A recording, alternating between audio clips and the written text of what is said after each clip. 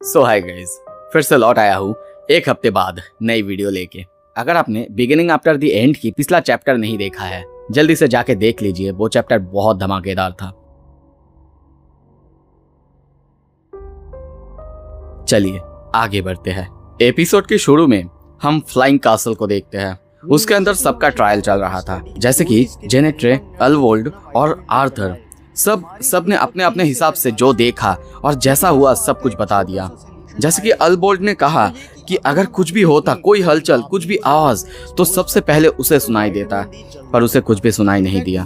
इस तरफ आर्थर ने बताया कि उसके जाने के बाद जब वो वहां पे जाता है, उसके बाद ही वो सब कुछ देखता है। यहाँ तक कि वहां पे जितने भी सोल्जर्स थे, उनमें से किसी को भी कुछ भी समझ नहीं आया था कि क्या हुआ है। अगर बाहर से कोई अंदर आता तो किसी ना किसी को ये सब कुछ पता तो जरूर चलता, पर जो आया था या फिर जहां से आया था उसका कोई नामो निशान नहीं है, कोई ट्रेस नहीं है। और ये सब कुछ सुनते हुए काउंसिल मेंबर्स उन सबको निर्दोष घोषित करते हैं, पर सबको अपने अपने काम में या फिर अलग अलग काम में लगा देते हैं, सिवाय आर्थर के। जैसे कि अलवोल्ड, उसे एल्सायर फॉरेस्ट में वापस भेज दिया जाता है, जेनेट्री को अपने काम में, पर आर्थर को उसे स्टैंड बाय रहने के लिए बोल दिया जाता है। कुछ देर बाद हम वेरियन को देखते हैं, जो कि विंडो से बाहर देख रहा था, बहुत ज्यादा टेंशन कर रहा था। तभी वहां पे आर्थर आता है, उसे इसके बारे में पूछता है, आपको क्या लगता है, आप क्या सोचते हैं इस बारे में कि हमारे सबसे ज्यादा सेफेस्ट जगह, उसके अंदर ही 3 लोग मर गए हैं या फिर उन्हें मार दिया गया है। वेरियन कहता है, मुझे उस बारे में ज्यादा चिंता नहीं, मैं जानता हूँ ये सबसे ज्यादा सेफ है, मैं इसीलिए चाहता हूँ कि सब यहीं पे रहे।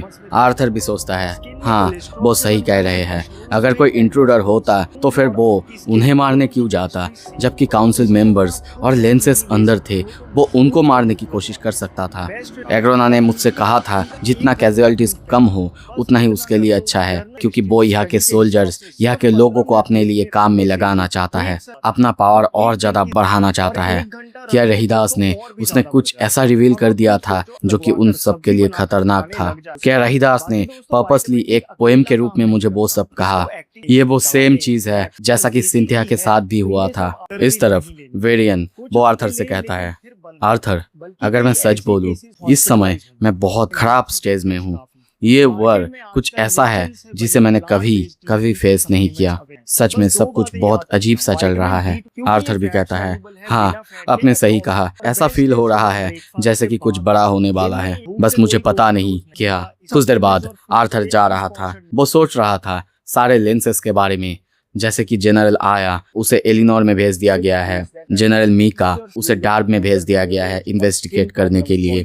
जनरल वीरे, उसे वेस्टर्न कोस्ट में सिटीज को देखने के लिए भेज दिया गया है। और लास्ट में वेरन, उसे भेजा गया है माउंटेन रेंज पर, ताकि वो वहां से देख सके वहां से कोई भी स्नीथ या फिर रिटेनर तो नहीं आ रहा है। पर मुझे ये समझ नहीं आ रहा है वेरियन वो मुझे यहाँ पे क्यों रखना चाहता है। पर कोई नहीं, मैं जब तक यहाँ पे हूँ अपने समय को सबसे अच्छे से काम पे लगाऊंगा। तभी वो सामने से आवाज सुनता है, तुम्हें मदद करनी होगी, ओके प्रॉमिस करो। वो सामने जाता है, उसके सामने सिल्वी और एली थी। वो लोग कुछ बात कर रहे थे जो कि उसे समझ नहीं आया। आर्थर उसे मन में कहता है, ये बिल्कुल सस्पिशियस नहीं था।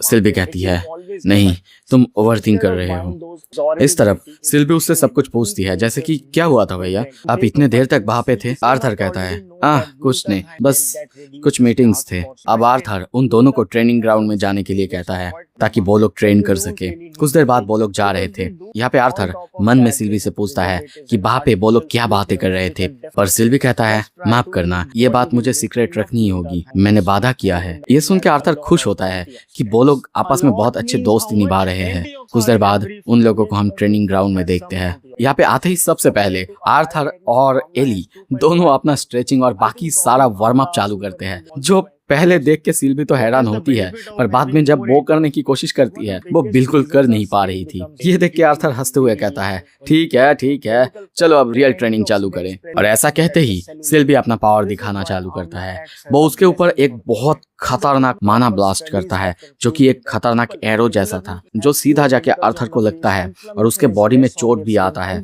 आर्थर पूछता है, माना एरो ये तुमने कहाँ से सीखा? सिल्वी कहती है, एली को मैंने यूज करते हुए देखा था और इसीलिए मैंने भी ट्राई करी। और अब वो एक के बाद एक उसके ऊपर एरो छोड़ना चालू करता है। आर्थर उसके एक एरो को पकड़ता है और देखता है कि ये एली से भी ज्यादा ताकतवर और ज्यादा स्टेबल है और ये उसके कांटेक्ट में आने के बाद भी खत्म नहीं हो रहा था। तभी सिल्वी कहती है, ड्रैगन्स वो सिर्फ एथर और प्योर माना को मैनिपुलेट कर सकते हैं, पर मैं अपनी ताकत को लेके पूरी तरह से श्योर नहीं हूँ। अभी भी ऐसा लगता है जैसे कि मैं अपने अंदर के एक हिस्से को यूज ही नहीं कर पा रही हूँ, एक ऐसा पार्ट जिसे मैं एक्सेस तक नहीं कर सकती। ये सुन के आर्थर हंसते हुए कहता है, मैं भी तुम एक्सेस कर सकती होगी जब तुम और बड़ी होगी और ताकतवर होगी। और वो बहुत सारे फायरबॉल्स को सामने लाता है और कहता है, अभी के लिए इन सब को रोको अपने माना पावर से, और उसके ऊपर हमला करता है। इस तरफ सिल्वी को देखते हैं, वो भी बहुत ही आसानी से एक बैरियर तैयार करती है अपने चारों तरफ और आर्थर के सारे अटैक्स को वहीं पे रोक देती है। आर्थर रुकता नहीं, वो फिर से फायर एरो को क्रिएट करता है और उसके ऊपर हमला करता है। अलग अलग तरीके से सिल्वी बैरियर तैयार करती है और सबको वहीं पे रोक देती है। इंस्टेंटली आर्थर उसके पीछे आ जाता है और उसके ऊपर एक खतरनाक ब्लेड से हमला करने ही वाला था, पर तभी देखते हैं वो ब्लेड सिल्वी को लगते ही उसके बॉडी आर्मर वो जाग जाता है, यानी उसका शेल। ये देख के आर्थर थोड़ा सा हैरान होता है और कहता है, ये बहुत अच्छी बात है, तुम अपने माना को बहुत अच्छी तरह से कंट्रोल कर पा रही हो, पर फिर भी तुम्हारे अटैक्स अभी भी उतने ताकतवर नहीं है कि तुम एक स्नीथ या फिर रिटेनर्स को हरा सको।